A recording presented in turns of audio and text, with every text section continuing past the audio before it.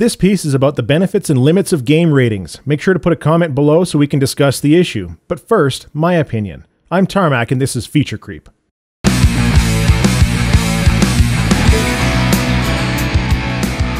What's in an age? Years, the passage of time, the maturing of youth. When I was 13, I couldn't wait to be 18. There would be so many cool things I'd be allowed to do. The arbitrary 18th anniversary of you being unleashed upon the world, however, is no more a marker of maturity than it is intelligence. I discovered that nothing magical happens on your 18th birthday, well, except maybe getting the chance to pretend you're a fire-breathing dragon after a particularly nasty round of shots, which in Scotland, unless I'm mistaken, is referred to as shouting at Huey. So what's in a game rating? Well, it's a combination of age and content. Each rating will announce the age that's appropriate to play a game, under which it's verboten. And accompanying that will be such details as cartoon violence, partial nudity, blah blah blah, so it's a marker that gives the information needed to make an informed choice on whether a title is appropriate for a particular person. This is why more than just age is present. If age really mattered, they wouldn't bother telling you what else was in the game. My parents never to my knowledge cared much about video game ratings. I was a bit ahead of the ratings, being 13 when the ESRB was founded, but my brothers certainly weren't. You see, my mom and dad did this funny thing when it came to video games. They made an active effort to be involved. They would sit down and watch us play. I suspect partly to get an idea of the games we were playing, but also to spend time with us as kids. Hell, we would sit down as a family, all 5 of us, in front of an old CRT monitor on chairs and stools with Mom on the mouse searching for the next item to click on that might get us just a little bit further.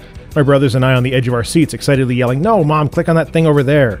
Games like Return to Zork, with wonderful characters teaching us new things. Want some rye? Course you do. Or Under a Killing Moon, with murder victims in vats of acid. I cannot describe to you how fondly I look back on those days.